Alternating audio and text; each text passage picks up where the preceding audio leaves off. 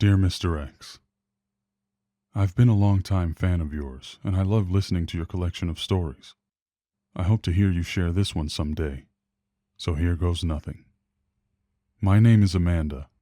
I was born legally blind, meaning I only have about 30% sight in one eye. However, I seem to have been gifted with what some would call a second sight.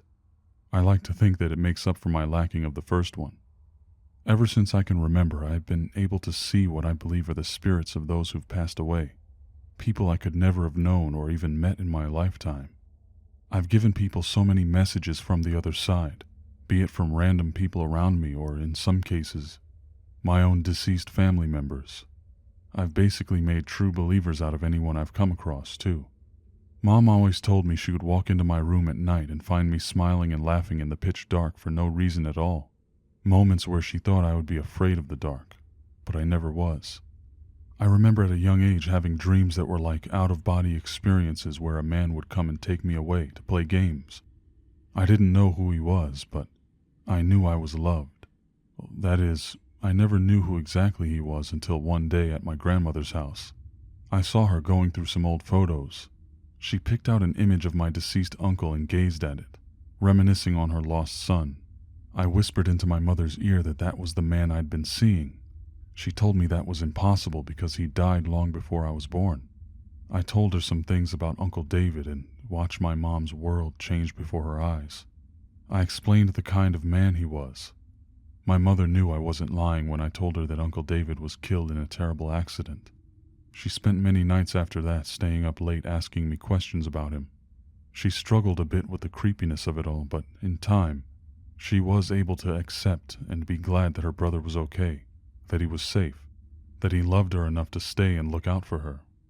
One night I called out to my mom from across the house in the kitchen, telling her, "I don't know why, but Uncle David says that he loves you and misses you too." Come to find out, she was lying in bed and whispered to herself that she loved and missed him. I honestly can't remember a time without my uncle, as odd as that sounds. Seeing him around and talking with him was just a normal thing to me. However, there was one person, the most adamant disbeliever I'd ever met, my own brother. One weekend, my brother Sam and his girlfriend took a trip to visit my mother and I where we lived in Virginia. I was about 16 at the time. He was a bit older and was living out of state. We were having a little family get-together and I mentioned my Uncle David. Sam told me he still didn't believe my stories. Well, Uncle David was tired of hearing that, so one day he came to me and said, "Let's play a game with your brother." He told me to repeat exactly what he said. I pulled Sam aside and quietly spoke the words passed from my uncle. "Tell Sam that he will break up with the girl he came with and get back together with someone he already knows." Sam's face twisted with annoyance. Uncle Dave went on to say that Sam's next love interest would already be pregnant with another man's child, but that Sam would raise her as his own anyway. The second child would be his, a boy. The final prediction was that in her third pregnancy, Sam's wife would give birth to twins, another girl and boy. The girl would be born first, and the boy would have breathing issues, but would be fine by the end of his first night. I guess my statements ventured into the realm of ridiculousness because Sam just began to laugh before shrugging me off and returning to the festivities. I couldn't blame him, all things considered. Not at the time, anyway. I simply told him to be patient as he left. I knew the predictions would take time to come true. About 4 years later, around the time I turned 20, I was admitted to the hospital for a badly broken leg. It took 9 operations to get fixed. It was really messed up. One day, in the intermission between 2 surgery sessions, I woke up groggy in my bed and saw a nurse in my room. I told her that her sister said thank you, and she looked at me puzzled.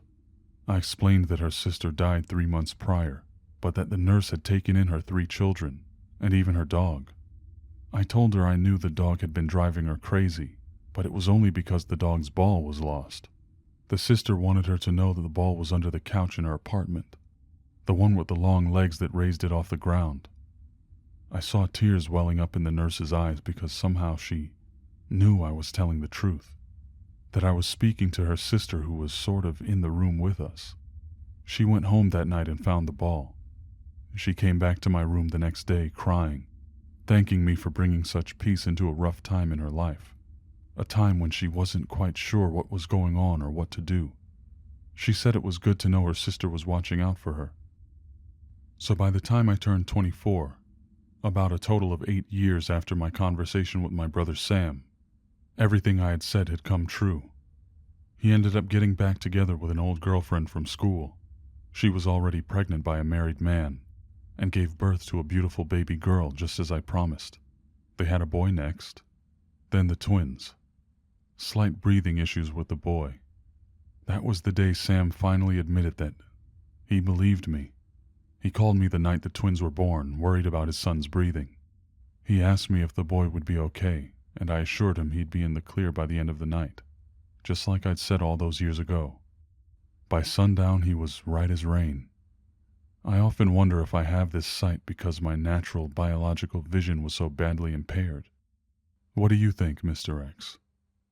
Yours truly, Amanda.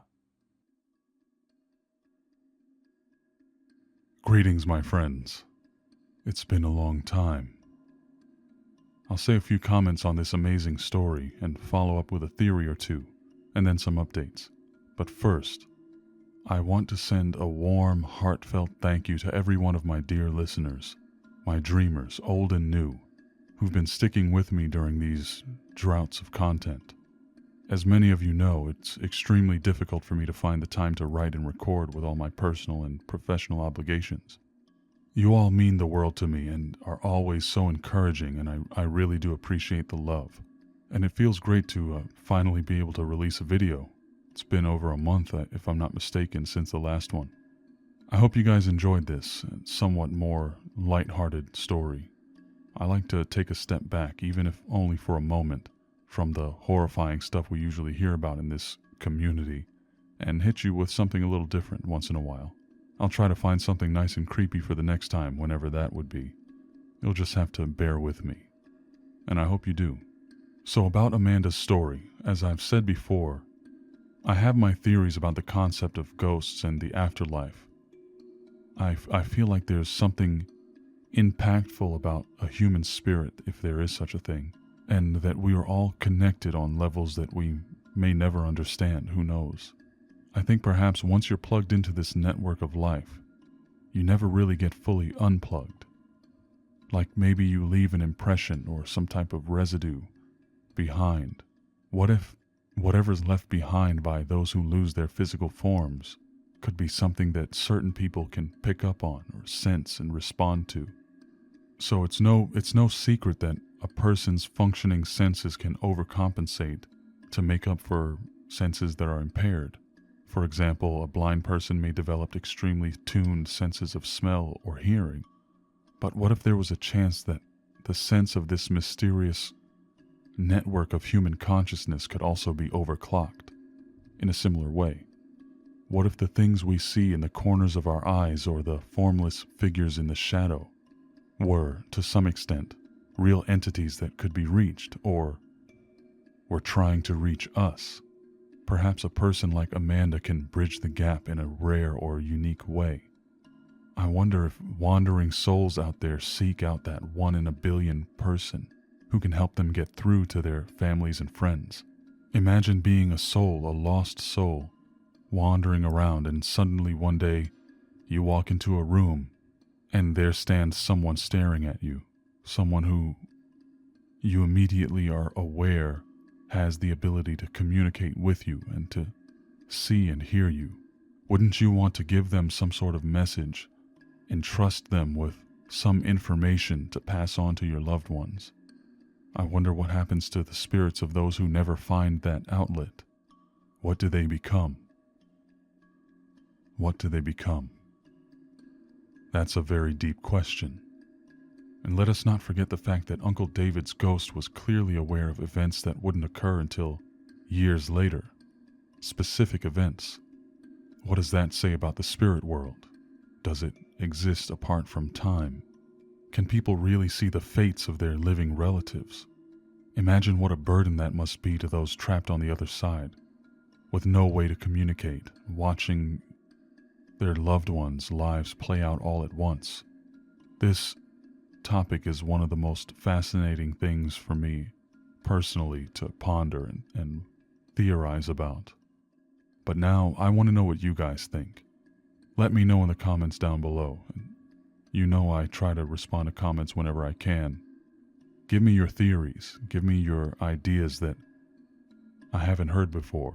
Something new, something thought-provoking, if you have anything. And I encourage this type of conversation because no one really knows, and it's such a fascinating subject. Do you believe that our loved ones are watching over us in some way? I know this one was a bit short, but like I said, I wanted to choose something a bit more uplifting for this week. If you've been watching the news in the US right now and you've followed me long enough to have an idea of what I do for a living, you might know that these are troubled times. But then again, when aren't we in troubled times?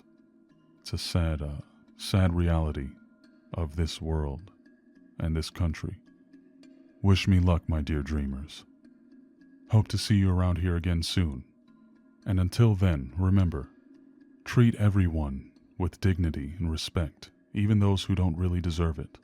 You never know whose life you can change that way.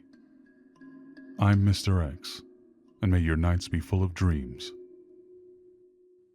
Oh, and by the way, the idea of spirits watching over their loved ones made me feel all warm and fuzzy inside. Today's code word is fuzzy. Use it in a comment down below, so I can see you. Take care, my friends. Love you guys.